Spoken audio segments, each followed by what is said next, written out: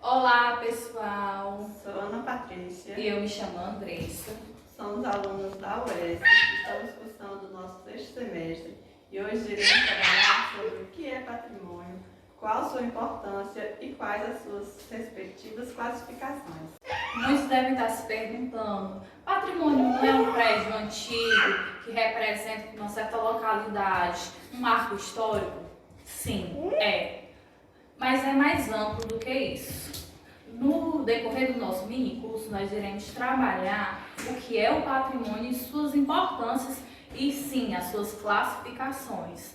Então, não saiam, por favor, fiquem no grupo que hoje nós iremos discutir muito mais e iremos trocar saberes, conhecimento, porque a vida é uma troca de conhecimento um com o outro. Eu aprendo com a minha colega Patrícia e a gente iremos aprender com vocês. Irei apresentar para vocês também alguns trechos do artigo de Antônio Gilberto Ramos Nogueira, onde nele nós iremos dialogar um pouco sobre o patrimônio. No Brasil, independentemente das temáticas e escalas que refletem as experiências locais, regionais e nacionais, sem perder de vista sua inserção em termos globais, os processos de patrimonialização de bens e práticas culturais, ao mesmo tempo em que sinalizam os deslocamentos conceituais da memória e do patrimônio, colocam a necessidade de refletir sobre a historicidade mesma de tais conceitos e das práticas preservacionistas e elas relacionadas em sintonia com o desafio da interdisciplinaridade. Página 46. Ante esse trecho, podemos analisar como é importante conhecer a historicidade, para que o patrimônio seja tombado. Como é importante fazer um levantamento de dados de pesquisa sobre a importância daquele patrimônio para a sociedade, o que aconteceu naquele local, quem foram os principais participantes na construção daquele patrimônio, que participaram para que seja lembrado. Então, tem todo um levantamento, tem toda uma instigação de pesquisa que o historiador faz ao longo do tempo para que se possa ser tombado, como um patrimônio, Então, muitas vezes a gente não consegue, quem é o historiador, não consegue fazer um levantamento de documentos para que se tenha documentos, que comprovem sobre a história daquele patrimônio. Então faz-se o quê? A pesquisa da fonte oral. Fonte oral essa que são trabalhadas com quem? São trabalhadas com aqueles membros daquela sociedade, daquela localidade, os mais antigos ou famílias mais antigas daquela localidade que conhecem a história do prédio ou da cultura, dos bens de patrimônio cultural ou imaterial. Patrimônio ambiental, o conjunto de bens naturais de um país e que lhe provê valor econômico, ecológico, cultural, espiritual, paisagístico, histórico e social. Esse patrimônio deve ser protegido e conservado por todos através de atitudes de vida e consumo mais consciente. Patrimônio artístico. O patrimônio artístico e cultural de um povo é um bem que precisa ser preservado sob pena de se perder a própria identidade. Ele nos serve de referência histórica, social e econômica. Guarda nossas memórias, conta nossa trajetória e, de certa forma, protege o que seremos no futuro. Patrimônio cultural material. São os bens físicos que carregam consigo uma importância histórica para a formação da identidade de um povo. Podemos citar as obras de arte, monumentos e pinturas, prédios, sítios arqueológicos, monumentos arquitetônicos. De modo geral, estes patrimônios são os que existem materialmente possíveis de serem tocados.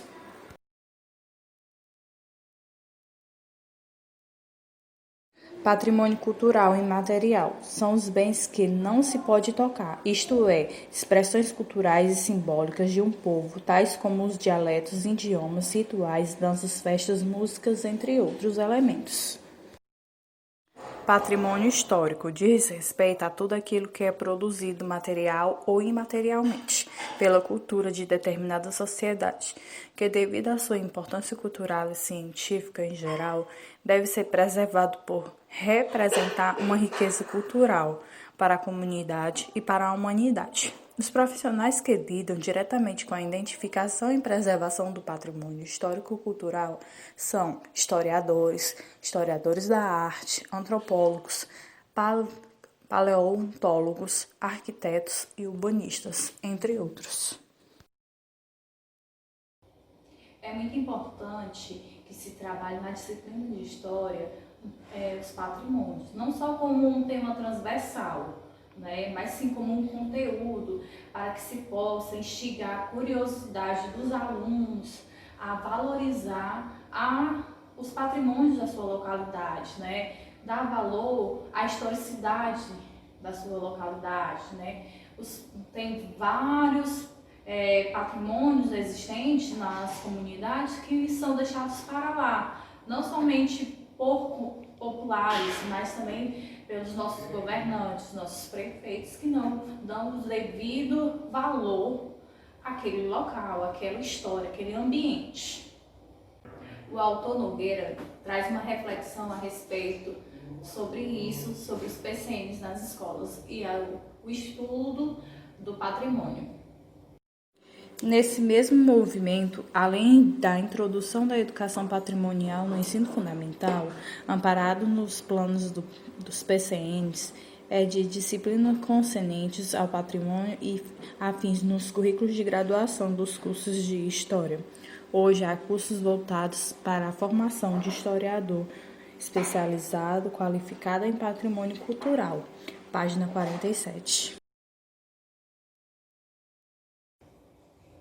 Eu mesmo posso falar sobre a minha experiência de vida, de acadêmica, né, e de estudante de escola pública, que patrimônio, eu só fui ver a história do patrimônio, saber o que era um patrimônio na verdade, concreto, na universidade, né, no curso de História.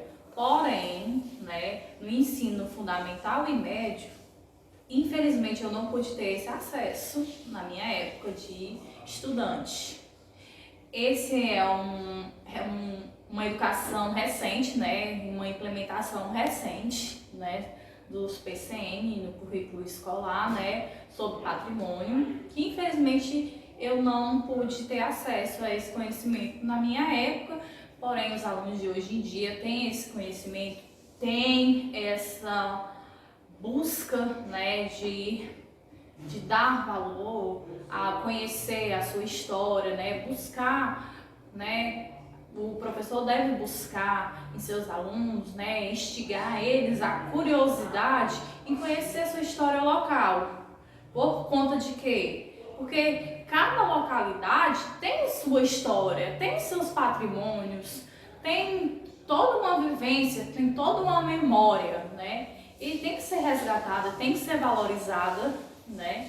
Então, é um vasto conhecimento em que a gente tem que dar valor, né? Porque eu vejo que é muito abordado, né? Que é muito visitado, é mais a questão dos patrimônios que foram do futebol. A gente vê que o futebol vem ganhando um marco ao passar dos anos muito grande, mas que muitos prédios, muitos museus, muitos patrimônios culturais, ambientais, históricos estão deixando para lá, estão perdendo suas essências, não estão sendo documentados e estão se perdendo porque a população vai ficando velha e aquela população não repassa suas memórias, suas histórias e acaba se perdendo.